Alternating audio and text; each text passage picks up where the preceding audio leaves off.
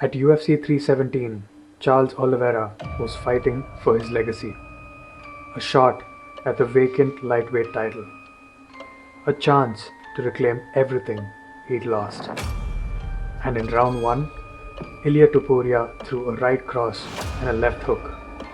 And for the first time in Charles Oliveira's career, he went completely unconscious, face down, stiff, flatlined.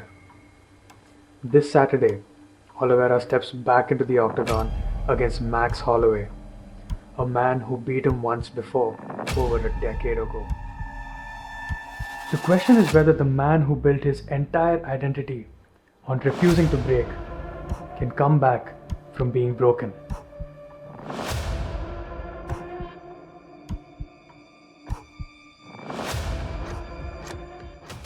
To truly understand what Saturday means, you have to go back to Guarujá, Brazil, a coastal city just south of Sao Paulo. Poor, crowded, the kind of place where your future is usually decided before you're even born. Charles Oliveira was born there in 1989 in a favela called Vicente de Carvalho. His father collected recyclable materials. His mother washed clothes for other families. Some days, they couldn't afford even 3 meals. And by the time he was just 7 years old, doctors had already told his family to prepare for the worst. He was diagnosed with rheumatic fever and a heart murmur, conditions that attacked his heart, his joints, his ankles.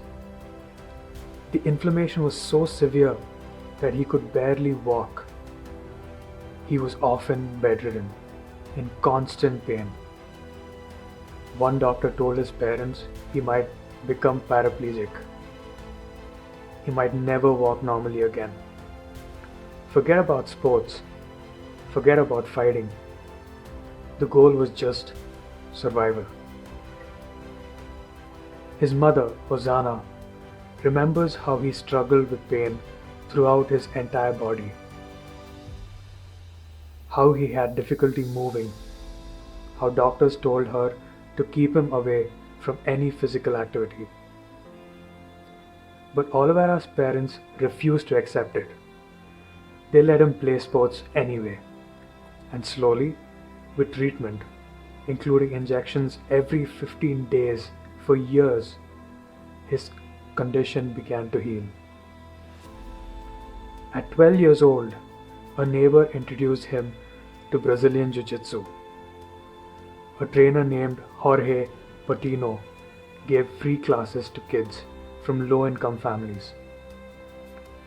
Oliveira's family funded his training by selling street snacks and discarded cardboard. 2 months after starting jiu-jitsu, he won his first regional championship. As someone who trains, I think about this a lot. We walk into the gym with working bodies and complain about sore shoulders. Charles Oliveira walked in not knowing if his legs would hold him. Every rep, every roll, every movement became something he had to earn back. That changes your relationship with the mat. It's not a place where you go to get better. It's where you go to prove to yourself that you're still alive. This is the part of the story that most people skip over. They see the highlights, the submissions, the records, but they don't understand what fighting means to Oliveira. For most fighters, martial arts is a career. For Oliveira, it was medicine. It was the thing that taught him that his body wasn't his enemy. It was a tool he could rebuild, slowly, movement by movement. That relationship with pain, that willingness to push through what should stop you, it didn't come from some warrior mentality. It came from a 7-year-old boy who was told he'd never walk, deciding that he would.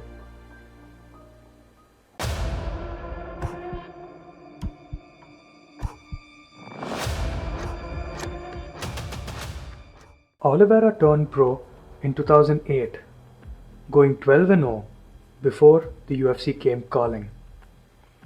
He made it to the roster in 2010. He was just 20 years old, one of the youngest fighters on the roster. But here's what the numbers don't tell you. For years, the narrative on Oliveira was that he was a quitter. His early UFC career was brutal. He lost to Jim Miller by submission in only his second fight, got knocked out by Donald Cerrone, got stopped by Cub Swanson, Frankie Edgar, Anthony Pettis. Analysts said that he had championship skills, but not a championship mind. So what changed?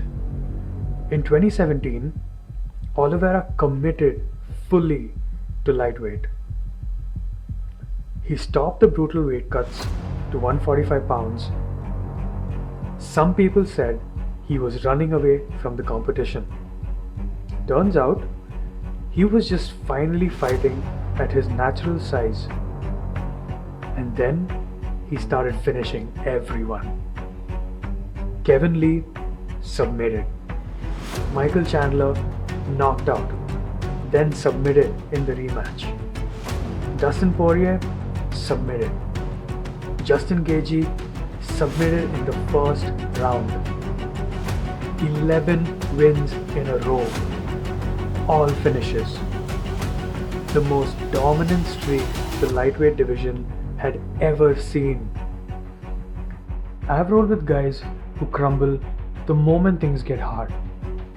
I've also rolled with guys who get dangerous the moment they start losing. The difference isn't physical, it's a decision. Charles Oliveira decided that getting hurt wasn't the end of the fight, it was just the middle.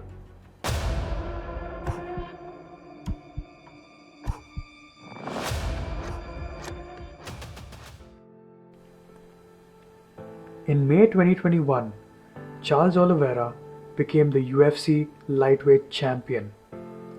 He knocked out Michael Chandler in the second round after nearly being finished himself in the first. After 11 years in the UFC, he was finally the champion. And then, 1 year later, he lost the belt without ever losing a fight. May 2022, UFC 274.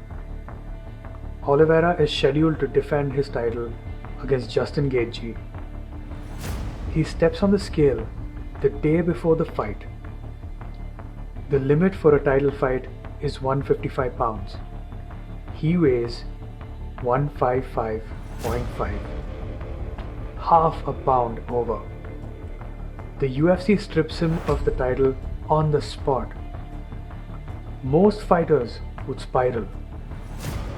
Oliveira walked into that octagon the next night and submitted Justin Gaethje in the first round, one of the most dominant finishes of his career. And after the fight, he grabbed the microphone and said 6 words that tell you everything about who he is. I'm the champion, with or without the belt. This is a man who's been surviving without any external validation since he was 7 years old. The doctors didn't believe in him. The critics didn't believe in him. The scale literally took his title away. And none of it mattered. Because what makes Charles Oliveira the champion isn't wrapped around his waist. It's internal. And you can't strip that.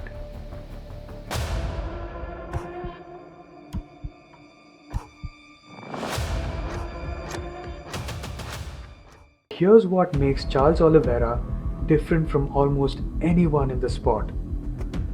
4 months after getting knocked out cold by Topuria, he was back in the octagon. October 2025, UFC Fight Night in Rio de Janeiro.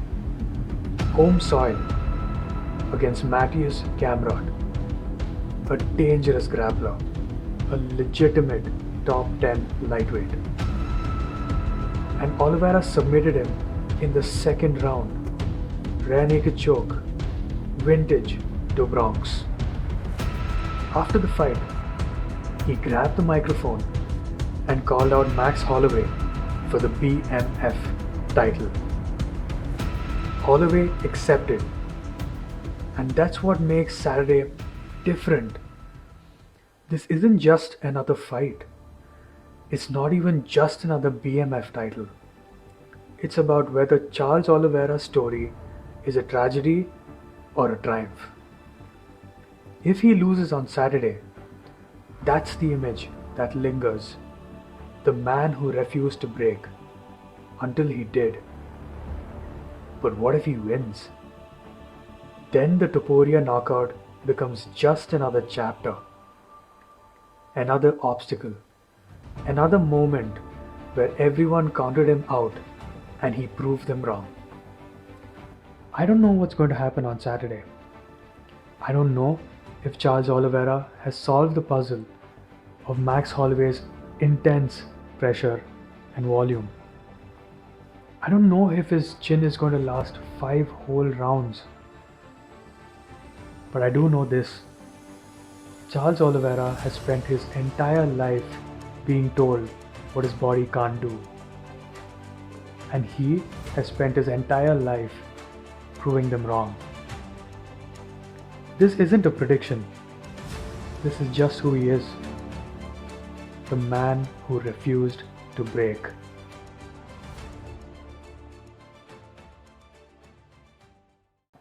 If this story hit you the way it hit me, drop a like, leave a comment, subscribe if you want more deep dives like this. Fighter psychology, origins, the stories behind the fights. This is the Fight Bite. I'll see you on the next one.